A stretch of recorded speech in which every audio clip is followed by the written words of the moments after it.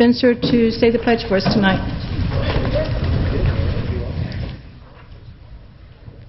Allegiance to the flag of the United States of America and to the republic for which it stands, one nation, under God, indivisible, with liberty and justice for all. Thank you, Chief Spencer. Before I start, I do have some excused absences, Mayor Jerry Wood and Council Member Betty Price. And the first thing we're going to do is do a proclamation tonight, or two proclamations we have tonight. The first one is for grit chips, and we'll have Sean come up. And if anybody doesn't know anything about grit chips, you're going to learn about it tonight. And I do have a proclamation here, if I can find out how to open it. That's how come I'm sitting between these two guys here. Thank you. We are making grit chips the official chip of the city. Whereas in 2010, Sean McDonough, am I correct? You are. A Roswell resident and a group of Roswell area businessmen came together to found and incorporate the IRG Investment Group in Roswell with the dream of creating a neighborhood watering hole, catering, and social gathering place. And whereas the IRG Investment Group opened its first venture, the Roswell Tap, on June 13, 2011, on the land owned previously by the founder of Roswell, Roswell King. And whereas the founders of the Roswell Tap sought to nourish and refresh their customers with a unique and southern bar snack, and so invented the first salty snack chip ever made from grits, and hence the grit chip was born.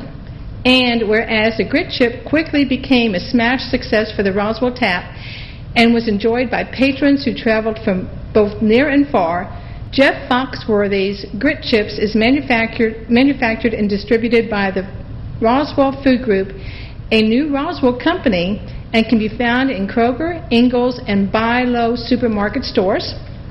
And whereas the Roswell Tap and Food Group founder, Sean McDonough, I hope I'm pronouncing that correctly, introduced the Grit Chip to world-renowned celebrity Jeff Foxworthy, who fell head over heels for this new snack.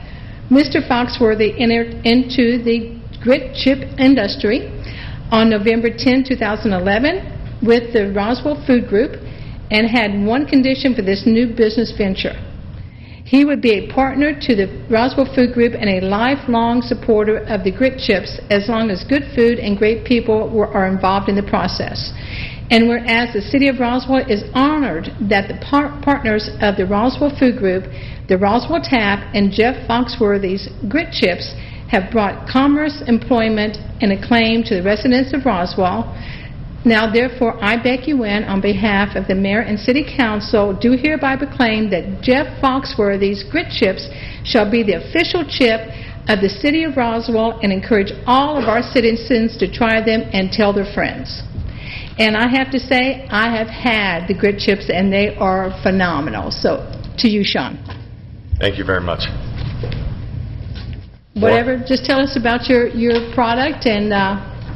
Well, we invented the grit chip at the Roswell Tap to try and come up with a unique Southern American snack. And obviously with Mr. Foxworthy and I meeting through some parallel universe, we're able to introduce the product to him and his family. And they not only wanted to endorse the product, they wanted to get involved and begin a company with us.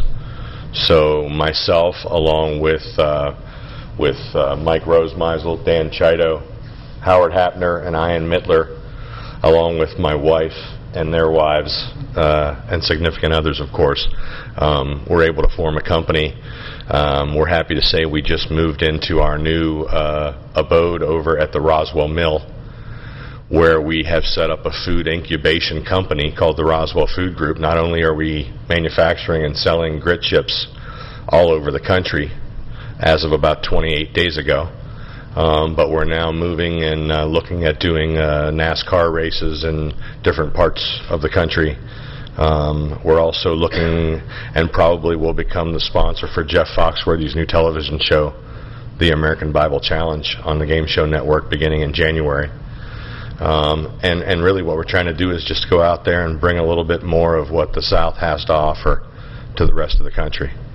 So we thank you for having us here, and we're excited about Roswell and where Roswell is going. And after being here for 20 years and beginning to raise my family here along with all these people that I just mentioned, we're thrilled to be a new business in Roswell, and I don't think we're going to let you down. Well, Thank you. We're really thrilled to have you all here. This is great, and just for everybody out there, they are gluten-free. So that's another plus, especially for me. So Sure. Really excited about you being here and making the Grit Chips the official chip of Roswell. And if you don't mind, we love pictures. So if we can have a picture with you and your group, we would love to do that. That'd be great. Okay. Thank you.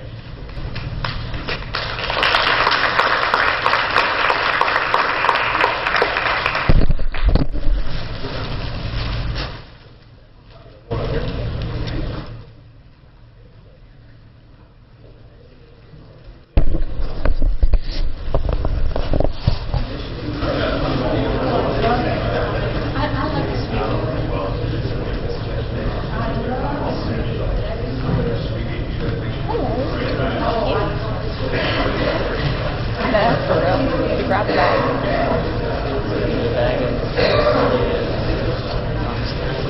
Oh, I don't know. I didn't think about that. I didn't put it in our vending machine, don't they?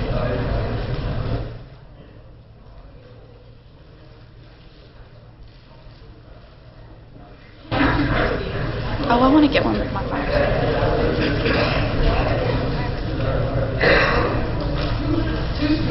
Okay, we've got a couple here, so.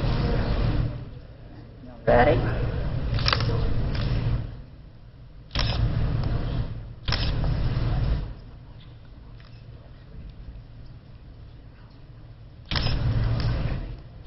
want to get one for my phone so I can put it on our Facebook page real quick.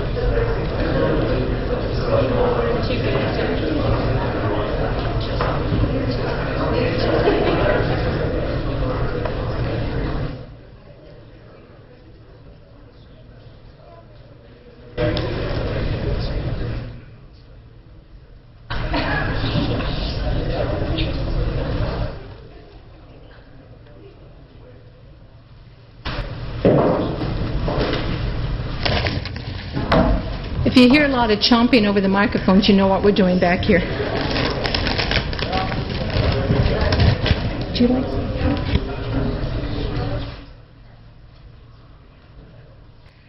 Okay, we have one more proclamation to read. This is for National American Indian Heritage Month. I don't know, is anyone here for this proclamation tonight? If you would step forward for me, please.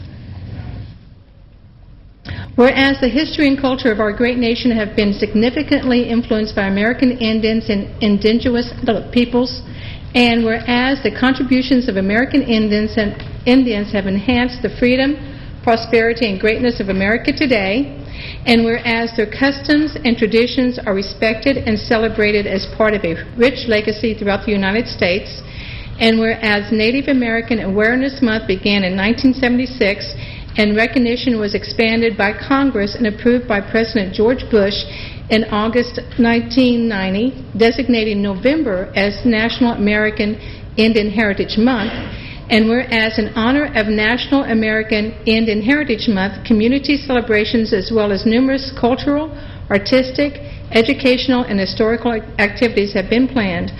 Now, therefore, I, Becky Wynn, on behalf of Mayor and Council, by virtue of the authority vested in me as Mayor of the City, pro tem Mayor of the City of Roswell, do hereby proclaim November 2012 as National American Heritage Month in the City of Roswell, and urge all of our citizens to observe this month with appropriate programs, ceremonies, and activities. And if you'd like to come to the microphone and introduce yourselves. I'm Donna Owens, and this is Jill Webster from the Martha Stewart Bullock chapter of the Daughters of the American Revolution. And Madam Mayor Pro Tem, we appreciate very much your doing this. Would you like to, is there anything going on in Roswell that you'd like to elaborate on that any of our citizens might be interested? I don't think we have any Roswell events going on. Well, let us know some of the events that's going on, so maybe some people would like to. Well, Governor Deal yesterday proclaimed it as in Georgia, American Indian History, American Indian Heritage Month, and we're celebrating it through programs and displays that have been set up in libraries and things like that. That's fantastic. Well, we appreciate you coming tonight, and we will get this proclamation down to you so you can have that. Thank so again, you. thank you so much for coming tonight. We appreciate it. Thank you. Okay, to business. Have the consent agenda. Do I have a motion to approve the consent agenda? Motion by Councilmember Orleans. Do I have a second? Second by Councilmember DePolito. Any comments from council? Any comments from the audience tonight on the consent agenda? Seeing none, all in favor? Unanimous. Thank you. Okay, we're going to move to the regular agenda. And the first item I have is the approval of a resolution for legal counsel for pending distribution of the lost litigation. And I'm assuming that's going to be you, Mr. Davidson? Yes, Madam Mayor. Thank you. The current loss distribution agreement between Fulton County and the cities within Fulton County expires on December 31st of this year. We've been in mediation. It has not led to any kind of agreement. So the cities have recommended hiring a single firm to represent their interest against Fulton County. In this agreement, the city may elect to withdraw at any time.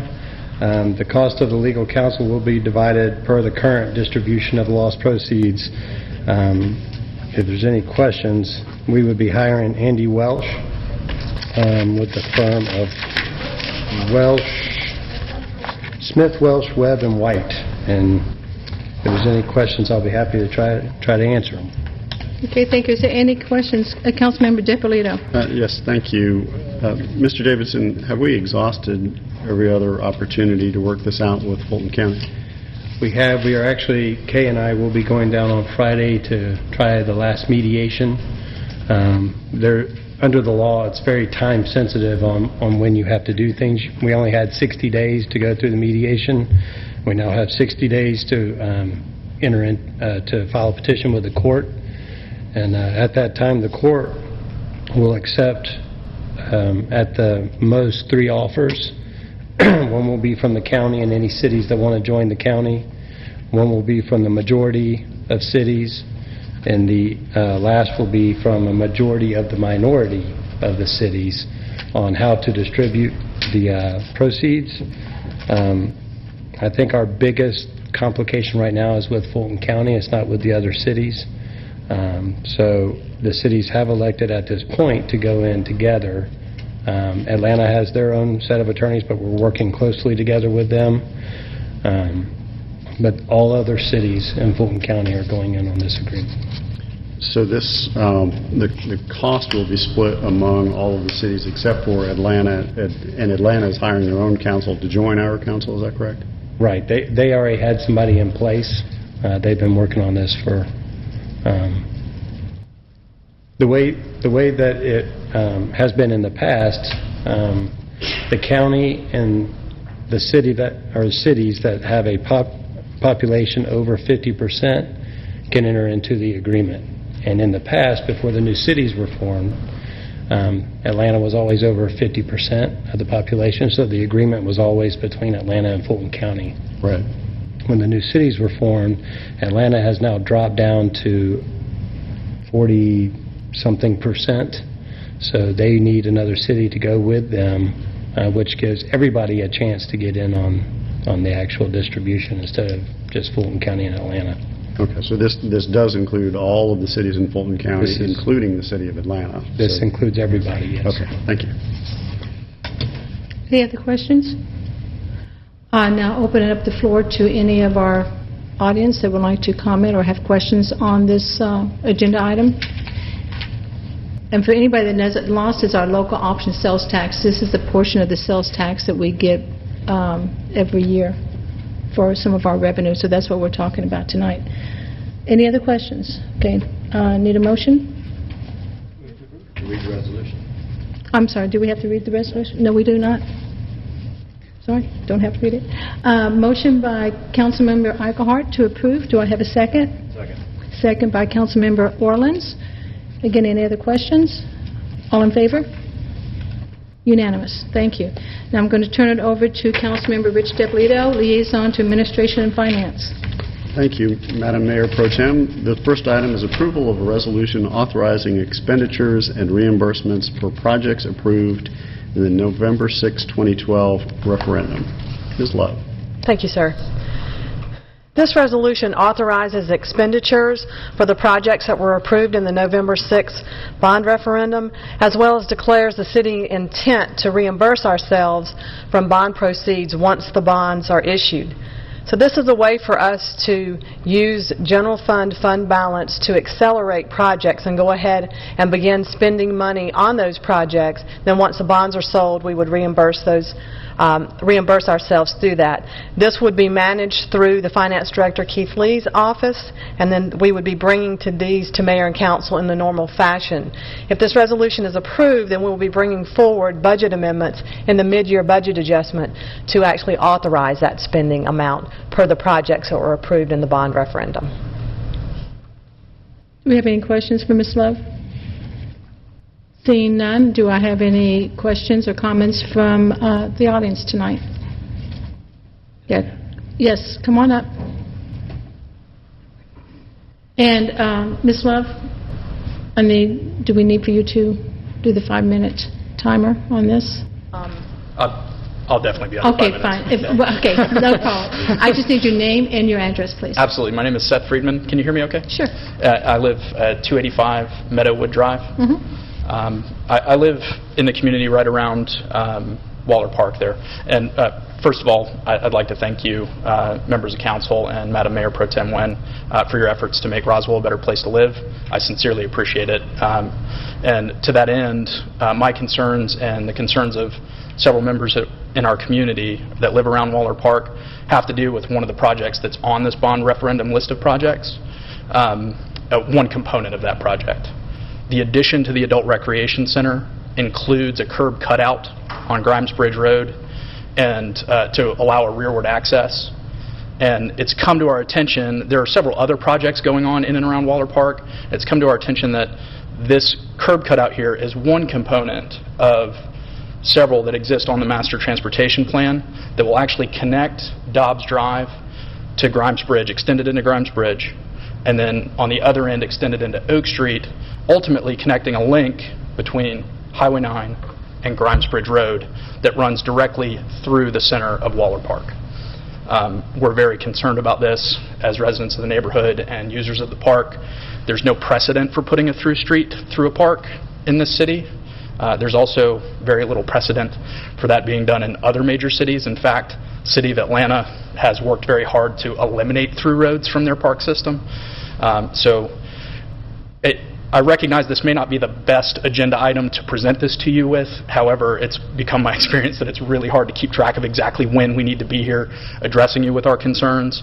And I just want to make sure that council is aware. Also, there's not one unified project that this is listed under, this connection through the park. So I'm here today to address you on this one issue, but as part of a larger concern that myself and lots of other residents, those of us who now know about it, we're doing the best we can to make sure other folks know that there's, it puts users of the park, especially our children who use the park, at risk to have through traffic going right by the playground, by trailheads, right by the walkways. So I'd urge you and request that you please, as members of council, attempt to steer these projects in a manner that doesn't harm the park or its users and preserves it for us as residents. Thank you very much for your time. I appreciate it. That, Mr. Friedman. My understanding, though, Ms. Love, is that any of these projects we will be having public hearings and public... Are we going to be doing that also when these projects start coming forward on something like this?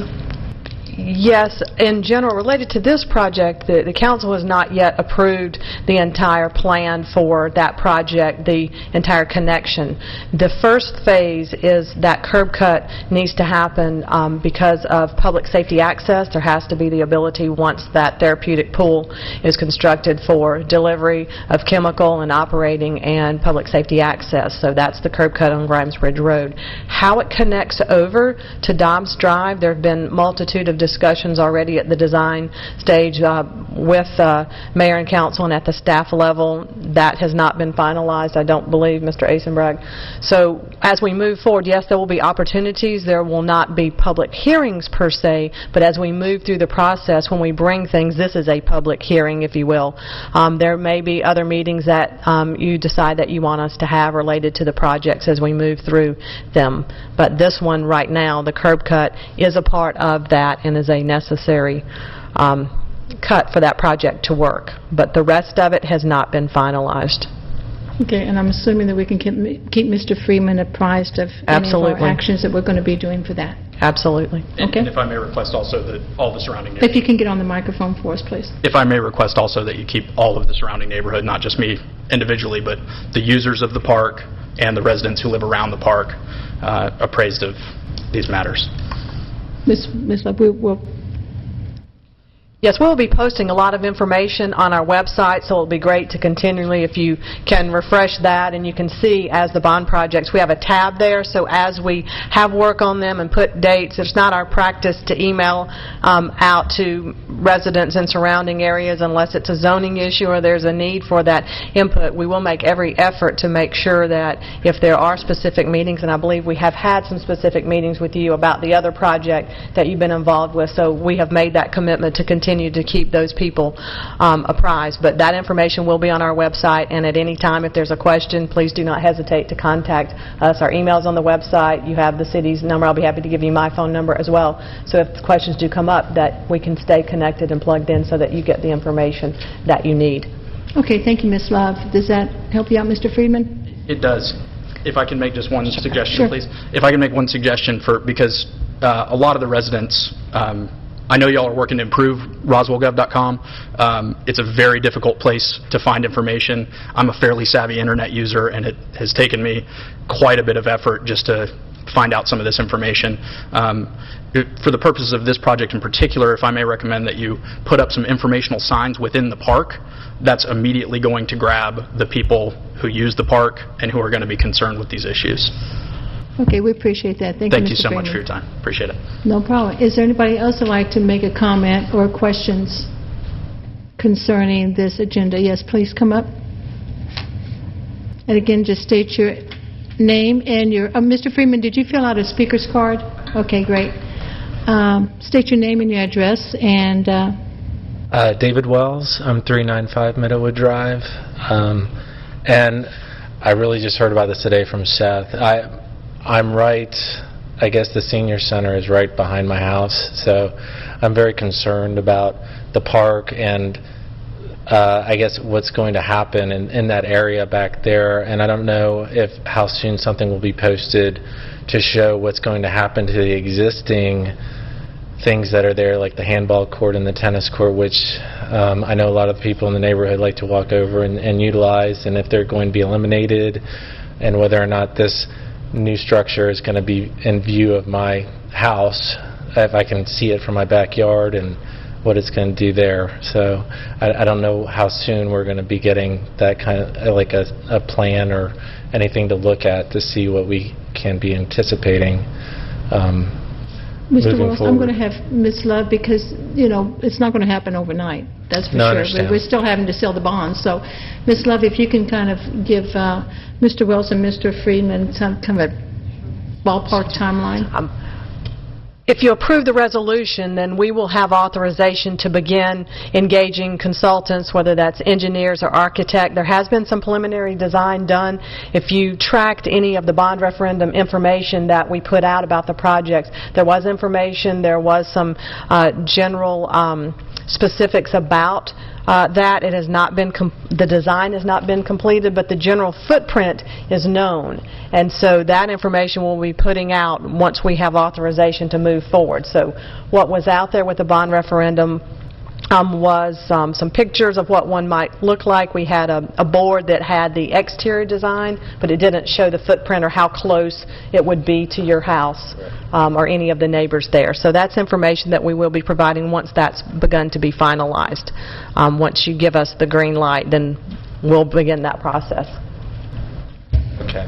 So when they approve it, then... You have to get on mic for me, please. So after it's approved, then there's nothing I can really do. It's just going to happen, and sorry. No, what we're doing tonight is approving the sale of the bonds. Am I correct? Tell me, we're What approving... you're going to approve tonight is for us to go ahead and use cash on hand Right. Yeah. to begin the projects, and then we'll reimburse ourselves from the bond. So Yeah. you're not authorizing anything regarding to any one project. All that will come through in our normal process. So you voiced your concern tonight about just in general. Right. So I don't have a timeline of when exactly that will be. We'll put that information out on our website. If an item is on the agenda, it would be from the procurement standpoint or us entering into a contract or something that requires mayor and council approval as we move through it. There will be updates, so as soon as we get the timeline, we'll be posting that on the website. On the Roswell? The Roswell? Okay. Yeah, okay. That's it. Thank you. Okay, thank you, Mr. Wells. We appreciate it. Anybody else has... Mr. Wells, if you could fill out a speaker card for me, thank you. Anybody else that'd like to speak tonight on this agenda item? Okay, seeing none, I'm going to close the public hearing and open up any questions or comments from council. Seeing none, do I have a motion? Yes, I'd like to make a motion, and I do have a comment before that. We did have significant approval of this by the community. 65% of the public did vote in favor of this, so that's some very strong support for the bond referendum, which we're glad to see. And in addition to that, we have $6 million that is going to be allocated to the Holcomb Bridge 400 improvements, and we just received word that we received approval from GDOT for a third project they're going to fund. So we have, Mr. Asenbach, correct me if I'm wrong, but an additional $3.2 million? 3.2 total that GDOT is going to be investing in the Holcomb Bridge 400 intersection in addition to the 6 we're putting in. So we're going to see some significant improvements to that intersection, which is really fabulous. So having said that, we have a great list of projects. We're looking forward to getting these done as quickly as possible. This will help us get a jump start on those and get moving as quickly as possible, so I move to approve. Motion to approve. Do I have a second? Second from Councilmember Orleans. Any other comments before we take a vote? If not, all in favor? Unanimous. Thank you. Now we're going to turn it over to Councilmember Nancy Diamond, Liaison to Community Development. Thank you, Madam Mayor Pro Tem. The next item is CU 12-03, 1050 Northfield Court, Suite 400, Studio 23, land lots 558 and 592. And Ms. Jackie Dybel will tell us about it. Before you start, Ms. Dybel, Councilmember Orleans, Depolito, sorry. Thank you, Madam Mayor Pro Tem.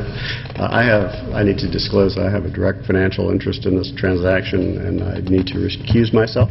Okay. So I will be back. We will excuse you Let me until know. this is finished. Thank you. Okay. Ms. Dybel. This is conditional use 1203, located at 1050 Northfield Court. The applicant is requesting a conditional use to allow for a dance studio. As you can see from the aerial view, the property is located within a building. It's a tenant space. It's approximately 8,800 square feet. To the north, south, east, and west of the property, it is all zoned I-1. The Planning Commission recommended approval during their October 16th hearing with one condition, and the condition is to the survey stamp received September 6th to the City of Roswell Community Development Department showing the outline of the suite.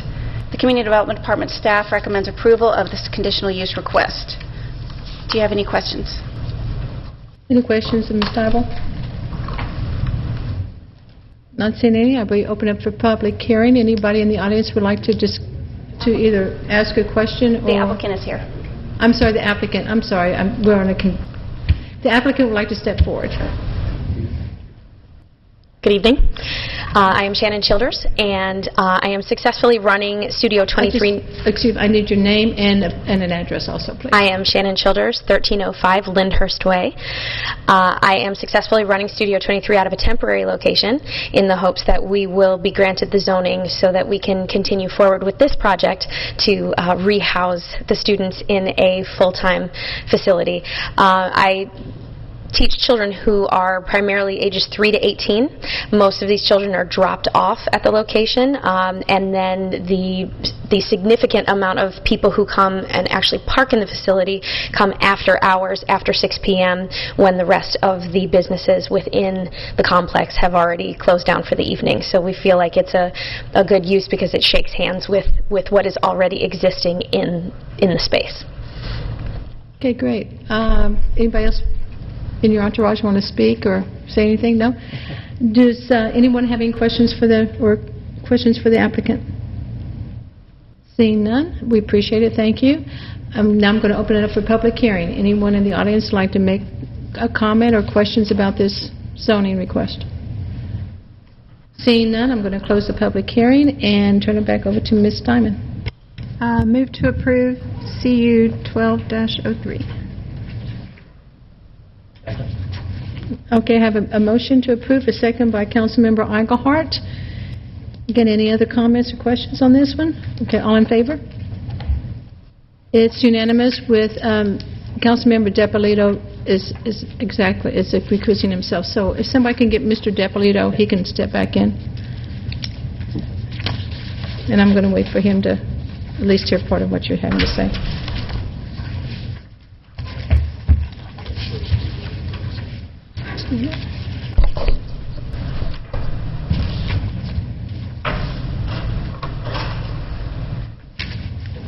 Okay, Councilmember Diamond.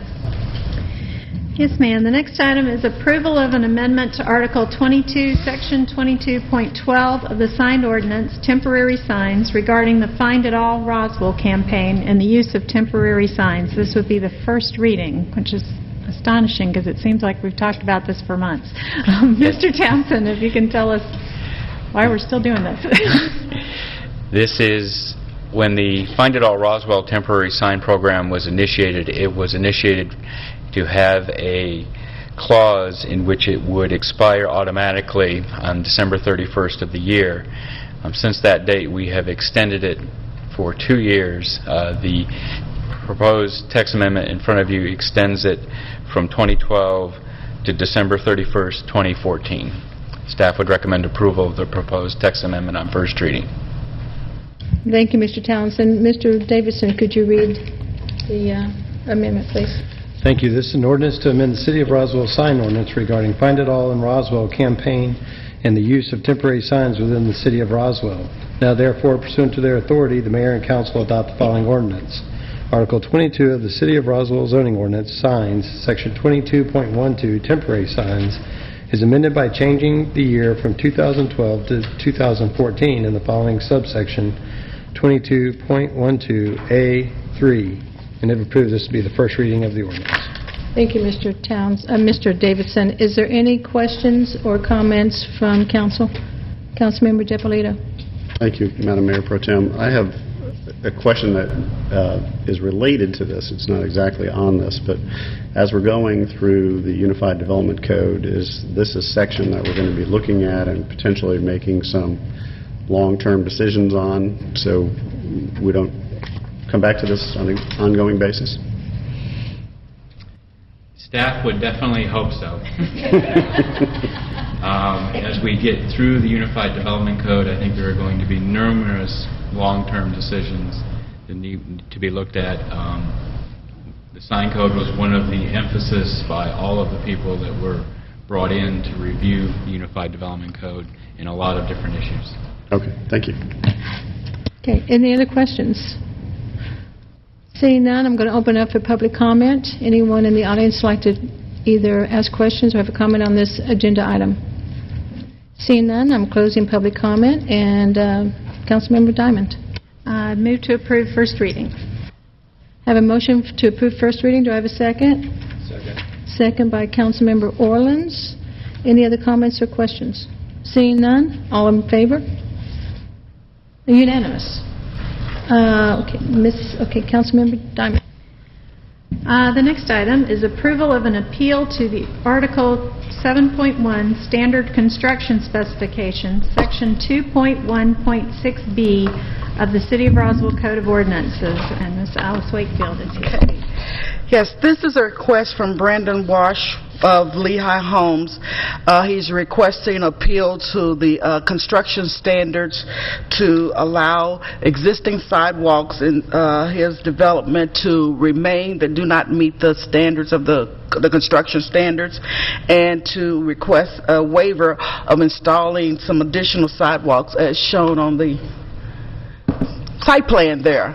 The sidewalk waiver is shown in the orange color, and the construction standard request to allow the sidewalks to remain are shown in the yellow. This is a subdivision that Lehigh Homes took over from another developer, so they're just trying to maintain what is currently there.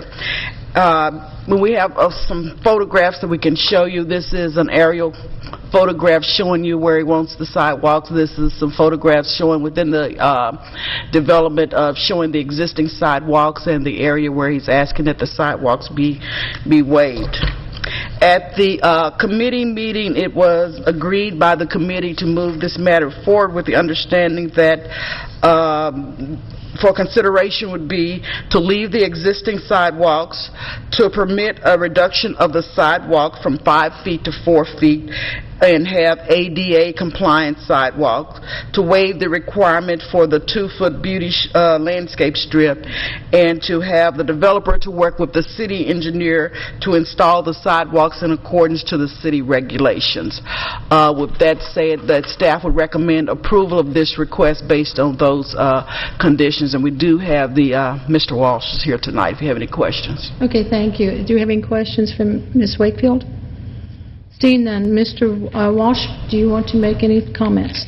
Please state your name and address for us, please. Brendan Walsh, 515 Canton Walk. Brad, if you could go back to the site map there. That one's fine, yep. The only comment that I would make from what we have here and in what's highlighted in orange is where the sidewalk was planned to be installed. The only comment that I would make about this is the way the buildings lay out. If you look at Building 4B and you look at Building 5 there, my only recommendation maybe would be to move the sidewalk over to the 4B side and then do a crosswalk to tie it in. We have more space there in between 4B and the street, and we would be able to do more landscaping and more trees and more plants on that side.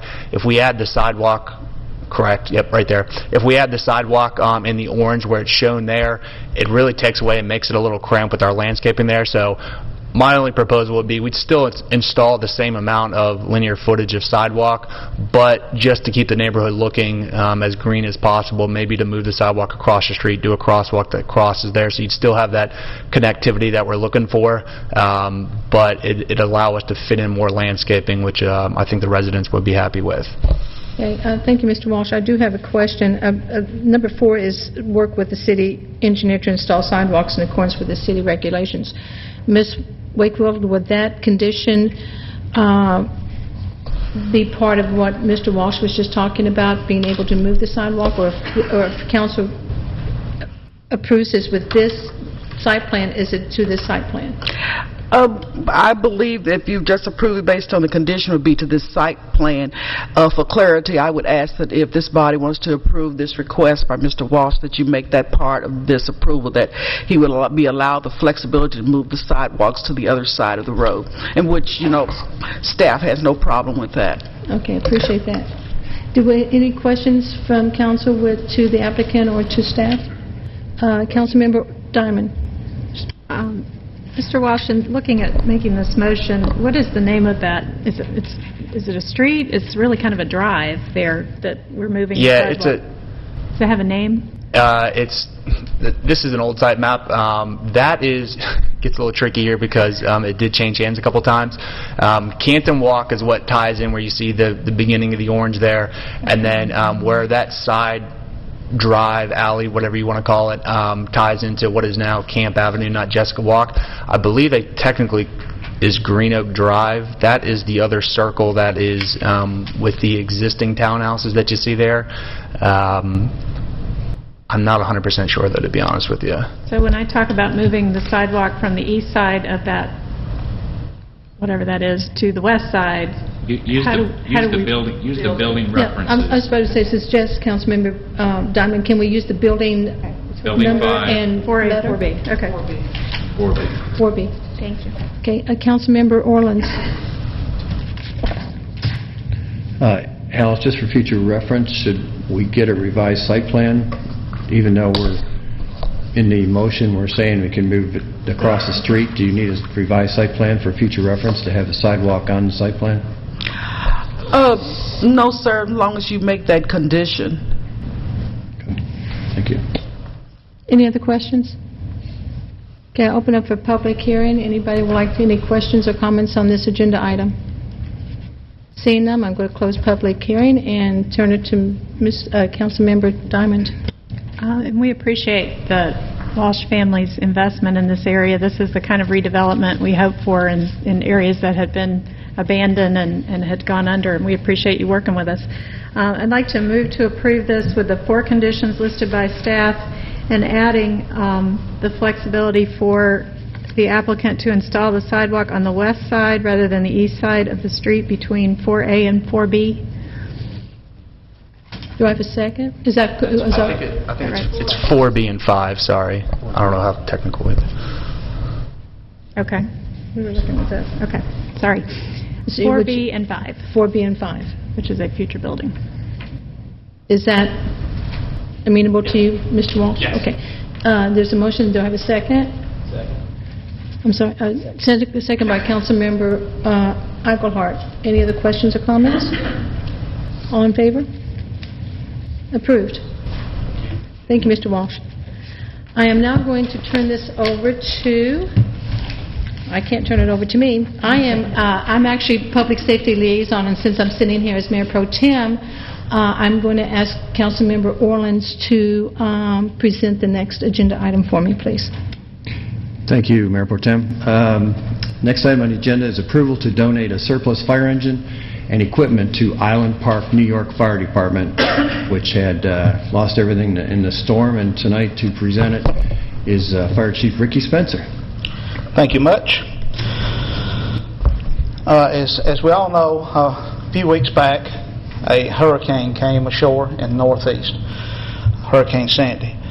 And when it came ashore, it done a lot of devastation and a lot of destruction to people's homes, their businesses, roads, bridges, and fire stations. And since then, the people of Island Park, New York have had no public safety services. So a fund that was established many years ago by a group of firefighters from New York named the Terry Farrell Fund established chapters all over the United States. And they've been very instrumental in helping fire departments in need. I received an email a couple of weeks ago from the Terry Farrell Fund asking for any donations that the city of Roswell could possibly send up north. And I felt obligated to do that. And after speaking with my boss and some of you, we moved forward with a possible donation of a surplus fire engine. That fire engine was in the city of Roswell Fire Department for 21 years, and it served us well. And it was time for it to retire. So it's been retired since April. We replaced it with a new truck. Thank you very much. And we felt like this would be a good thing to do for the people of Island Park, New York. Not only for them, but the people around them. Island Park is a very small town. It's near Long Beach. I've never been there, but I looked on the map. And it's sitting right on the coast, and it took the blunt of the force of the hurricane. It destroyed their fire station. It took their fire truck away from them and all their tools and equipment and supplies. So, we would like to donate a surplus fire engine. It's a 1991 model. It's sitting up at our Public Works Department. And I can't think of a better use for this fire truck than it to go to New York City. Not New York City, but Island Park, New York, to assist the volunteer fire department there. The men and women of the volunteer fire department are still there, but they don't have any way of providing the service. And I think it would be just great if the city of Roswell could donate that truck to this department so those guys and girls can get back in business doing what they love to do. So the cost of the city to take this fire truck to New York is zero. I understand that if we surplus the truck and put it on Gov Deals, it could bring some money. We can't guarantee how much money that would be. But I feel very strongly about if you give something to someone, you'll get it back 10 times.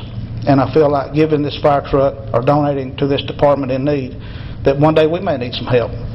So I ask for your support on this and possibly donating a surplus fire truck to the Island Park Fire Department in New York. Chief, I'm glad you brought it to our attention because I think it's a great use for it. And even though it's a 1991, you look at it, I know our people keep them in great shape, so it'll serve them well, no doubt about it. Yes, sir, I agree. And whether it lasts a month, a year, or 5 years, I know that when that truck pulls in there on that flatbed truck, those people, those volunteer firefighters are just going to be ecstatic.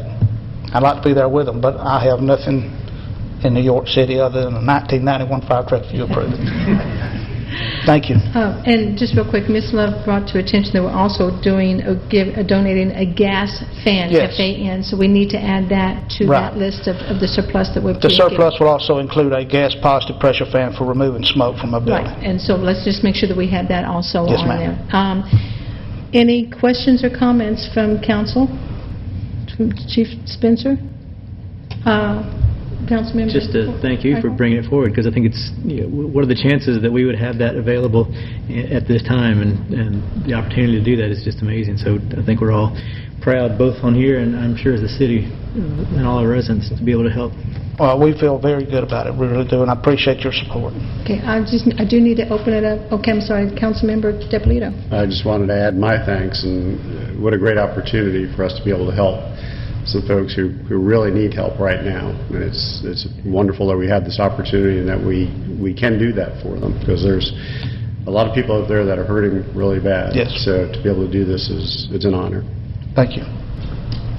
Anybody else wants? Okay, I'm going to open up to public comment. Anybody has any comments or questions about this? Seeing none, I'm closing the public comment and asking Councilmember Orleans. I'd like to move approval to donate the surplus fire engine and equipment, including the fan, to the Island Park, New York Fire Department. Do I have a second? Second by Councilmember Diamond. All in favor? It's unanimous. And I'm going to say I am very proud to be the liaison for public safety. When Chief Spencer brought this to me, I said it's a no-brainer. Thank you so much, Chief Spencer, for bringing this forward. And I'm just so glad that we can do at least a small part to help the people that's really suffering right now. So thank you so much. Thank you. We now turn to transportation, and since Councilmember Betty Price is not here, I'm asking if Councilmember Depolito would do the transportation agenda for us tonight. Thank you. It's great to be back with the Transportation Department. Great to have you back. Thank you.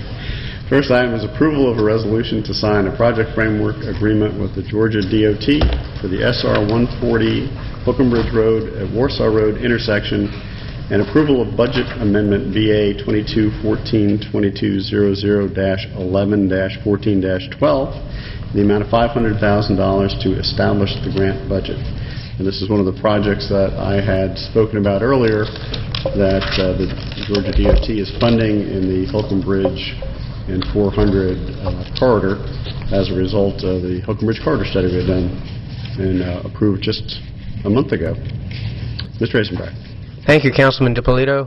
Madam Mayor Pro Tem, Mayors of the City Council, I parenthetically would just like to say that it makes me feel proud to live and work in a city that is so generous as we are, and I'm very glad that Ricky Spencer is going to be able to send that fire truck up. I think that's a gesture of goodwill, and I feel really good about it. Anyway, on to business. Project Framework Agreement with Georgia Department of Transportation. This was number 6 of a list of 22 projects that came out of our Holcomb Bridge Corridor study. Here is an aerial graphic showing the project. It will essentially lengthen the turn bay on Holcomb Bridge westbound to allow for left turns onto Warsaw, approximately 350 feet. This project is generously sponsored by the Georgia Department of Transportation and adds to the value of our study efforts in expanding our dollars. They have set aside $500,000 to fund this project, and it's fully funded by the Georgia Department of Transportation. Any questions or comments to Mr. Eisenbracht?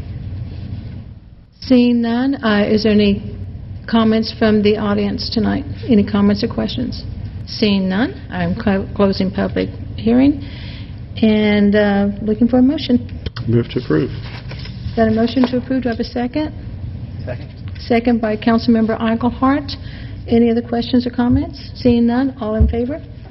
It's unanimous. Now, my understanding, Mr. Eisenbracht, is that we spent $100,000 on the Holcomb Bridge study, and we got in return $3.2 million. That's correct. So I think that's pretty good. A 32-to-1 return on our investment. I think that is fantastic. So anybody out there who wants to know how we're spending the money, we just made some money on this thing. So thank you so much to you and your staff. Thank you. To find and I'll pass that along to the staff. Yes, and thank you so much. Councilmember DiPolito.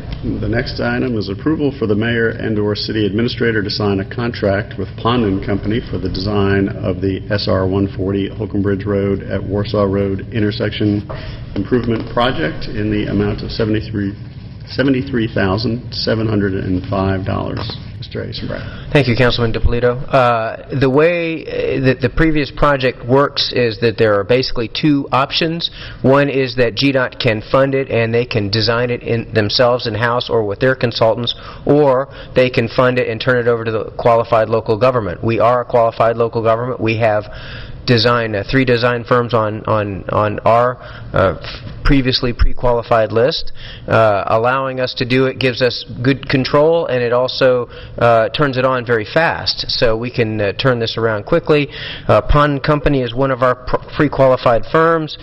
We requested a proposal from them.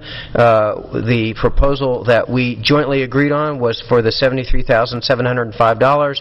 That will provide us with full construction documents as well as all the permits to design this project. To design this project for the construction, and then the balance of the funds will be used for the construction. Okay, thank you. Any questions? Councilmember DiPolito. Thank you. Mr. Eisenbracht, it's wonderful that we get to control the design. Are we also going to oversee the construction? Or we will. We will. Okay, we will let this to bid, yes, sir. Okay.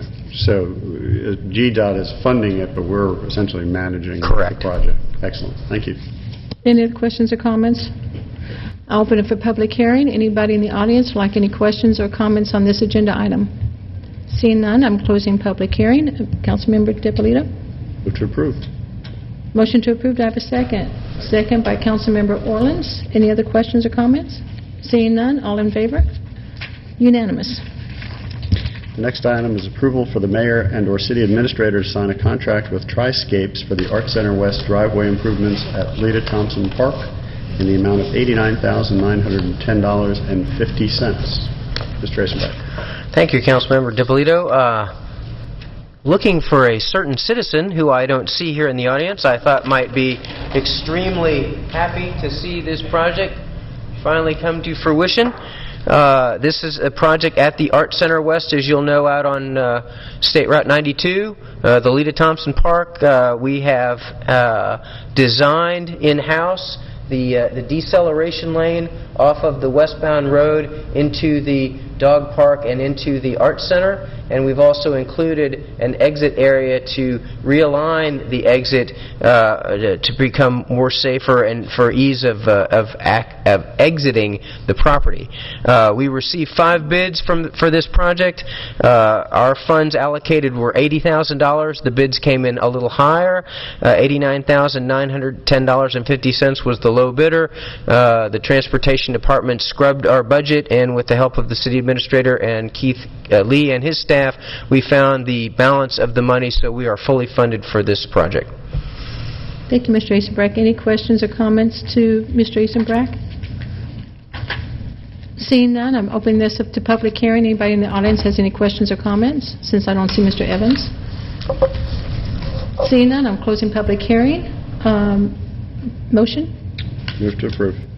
I have a motion to approve. Do I have a second? Second by Councilmember Orleans. Any other questions or comments? Seeing none, all in favor?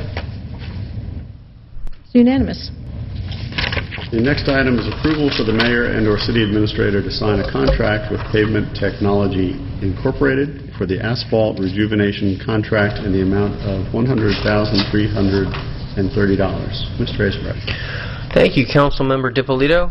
This is a process that we are experimenting with. I would like to show you a picture. This is some test sites that we did. What this is essentially going to do is allow us to, maybe in a pejorative way, call it sunscreen on our asphalt. This is going to seal a lot of the volatile organic compounds that are in the asphalt and allow them to remain in the asphalt, which makes it stay in a better condition longer. This is a test section that we did on Riverside Road, and we went out there and took this picture after the rain. The area that is drier than the area, you can see the line here, and what's that showing is that the water is not being absorbed by the asphalt, which allows the asphalt to remain in a good condition longer. And what we're trying to do with this particular item is to take some of our paving money and then to reapply it to our recently paved roads in the hope that they will stay in good condition longer. This is basically a life-extending process. We think that by taking this money, we'll actually be using it sort of as a multiplier on our annual paving budget, so that our overall condition of our road will go up over time, and we'll see that the deterioration is less. So we're very that we've gotten good results on the few test sections that we have already. We'll continue to test this as we go further, and we're looking forward to good results from this product. Mr. Councilmember DiPolito. Thank you. Mr. Eisenbrack, is this essentially like a seal coat, or is it a different type of product? It is probably, you could call it a seal coat, but it's a rejuvenator. I mean, there's a lot of science that's in this. This is a way to as I learned it in class, it keeps the asphaltenes and the maltines from basically breaking down and keeping the elasticity of the. Think of it as it just keeps the pavement less brittle, and it keeps it wearing well longer. Is that like a rubber band drying out? I'm sorry? Is that like a rubber band drying out, so it prevents that? Sort of, yes, sir. Like your elastin in your skin, it's that same sort of concept. It keeps it in there longer. And this is a clear coating, is that correct? It is. You can't see. They put it on the ground. It's a liquid, and you spray it on the ground, and then they put sand over it to allow traffic to go. Otherwise, it would be absorbed by the tires. And so there is a period of time, about 30 minutes, we found that we have to close the lane to traffic in order for this stuff to settle in, and then we come and sweep the sand off it, and then the product just binds to the asphalt at that point.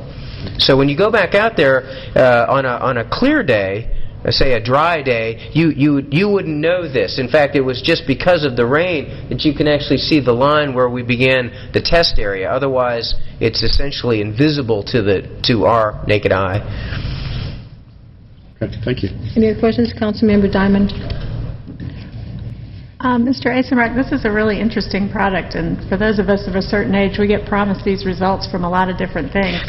But I'm wondering, is it like I think of a sealer, sometimes things beat up on the top and it's a little more slick. Is that Right. any kind of a issue with this? No, it is a little slick when you first apply it. That's why they put the sand on it, to give you a little bit of an abrasion surface there. But then once, as I said, once they sweep the sand off, then it doesn't really cause we haven't noticed any ponding, if that's what you mean. It isn't like a sealer in that regard, because a sealer would provide less of an abrasive surface, and it could lead to some a coating whereby the tires may lose contact, and there could be a skidding problem. But there's no skidding, there's no abrasive issues with this. You retain the same essential characteristics that the asphalt have with cars, even while this is on there. So there's really no deterioration in the driver's safety. Any other questions? Okay, I'll open up for public hearing. Is there anyone in the audience who'd like to comment on this agenda item? Seeing none, I'm closing public hearing. Need a motion, please? Move to approve. A motion to approve by Councilmember Depolito. Do I have a second? Second. Second by Councilmember Orlins. Any other questions or comments? Seeing none, all in favor? Unanimous. Next item is approval of a resolution to submit a local maintenance and improvement grant project list for fiscal year 2013 to the Georgia Department of Transportation. Mr. Eisenreich. Thank you, Councilmember Depolito. As you recall, we just did this recently for our 2012 submission, and now we're doing it again because they have changed the application dates.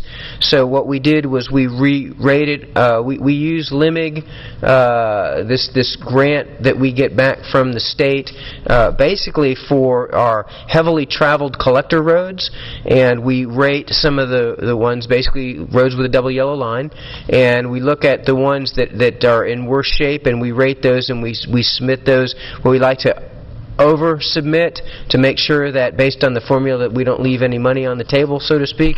And these are the roads listed here.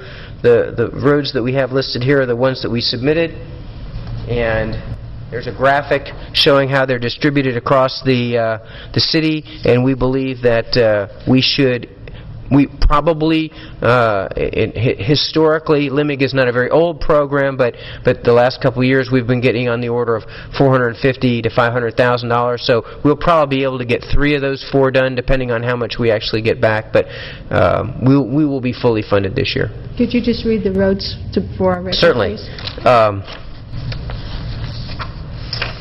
Nesbitt Ferry Road, from Holcomb Bridge Road to the city limits, Hembry Road, from Crabapple Road to Elkins Road, Hardscrabble Road in 2 pieces, Hardscrabble from 92 to King Road, and then from Etris Road to Crabapple Road. And the reason we did that was because we have a project right now under design for the intermediate section of Hardscrabble and Chafin, which is under a separate design. We didn't want to pave it and then come back and dig it up for the construction of the roundabout.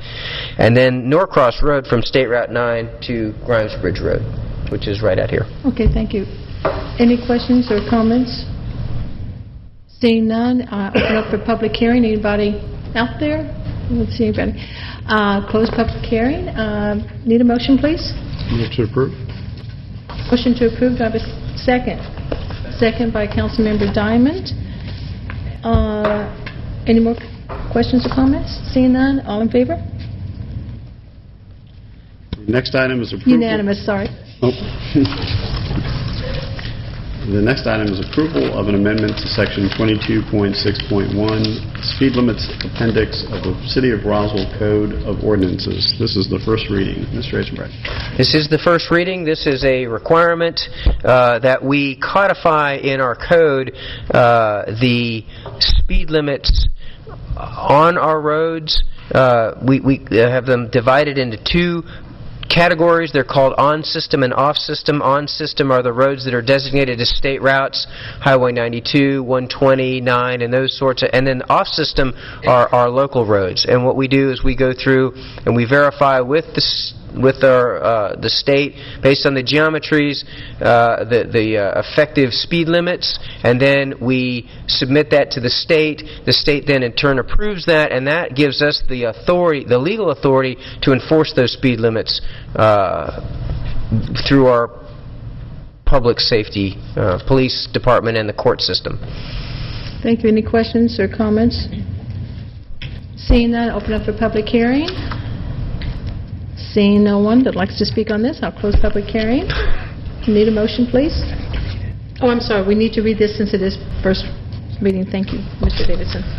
Thank you. This is an ordinance of the Roswell City Council setting speed limits on certain streets. Now therefore, to accomplish the foregoing, the mayor and council of the city of Roswell, pursuant to their authority, do hereby adopt the following ordinance. Chapter 22, Traffic and Motor Vehicles of the Code of Ordinances of the city of Roswell, Georgia, is amended by deleting the appendix therefrom from Article 22.6 Speed Limits Appendix and substituting in lieu thereof a new appendix in Article 22.6 to read as set forth in the appendix attached hereto and incorporated herein by reference. And if approved, this will be the first reading. Okay, thank you, Mr. Davidson. Do I have a motion? Move to approve the first reading. There's a motion to approve the first reading. Do I have a second? Second by Councilmember Diamond. Any other questions or comments? All in favor? Are you in favor? Thank you. Unanimous. Thank you, Ms. Jason-Brack. And thank you, Councilmember Depalito, for stepping in for that. We're now going to the City Attorney's report. Mr. Davidson. Thank you, Madam Mayor. The first item on my agenda is approval of the T-Mobile South LLC Water Tower Lease Amendments. These amendments are to two existing leases that we have with T-Mobile. One is at the High Tower Road tank, and the other is Community Circle, and they are for reconfiguring their antennas and modernizing the equipment. Is a representative from T-Mobile here? If you'd like to step forward and give your name and address, please, for us. Yes, ma'am. Good evening. How are you doing? My name is Richard Waddell. I am from Greenville, South Carolina. Address is 402 Grove Road in Greenville. You would like to say anything, or just... Yes, ma'am. I appreciate the opportunity to come back in front of council tonight. We've been dealing with your staff to try to amend the lease on these two water tanks to, as I explained last time, to go to the LTE 4G technology. What we're doing is basically just swapping out some antennas. We're not increasing our lease area. We're not increasing the number of antennas or anything like that on your properties. And what we're wanting to do is to try to clarify the exhibits to reflect the new equipment that we will be putting up there. Thank you, Mr. Waddell. Is there any questions or comments for Mr. Waddell? Councilmember Orleans? I don't have any questions for him. I don't think he's the person to discuss it with, but I would like to move deferral of this item till the next council meeting, and in the meantime, direct city attorney to review the lease agreement with T-Mobile and the current rent amount that we are charging for it. In some research I've done, I think in one of the areas we are very low on it. It's very old, and other things on the new equipment and the bigger and heavier antennas, that we need to take a look at the amount we're currently getting in rental. Is that a motion, sir? The motion. Okay. There's a motion for a deferral. Do I have a second? I'm sorry, until the next council meeting. Do you have a question? Yeah, go ahead. I'm having a deja vu. Did we not do this the last time? I was thinking this was the deferral. The deferral was to get some information and look at it and see if it was worth pursuing, and I had a discussion with our city administrator and city attorney to actually go back to T-Mobile now, between now and the next meeting, to discuss it with them and review the cost and rental agreements and to hopefully get some adjustments.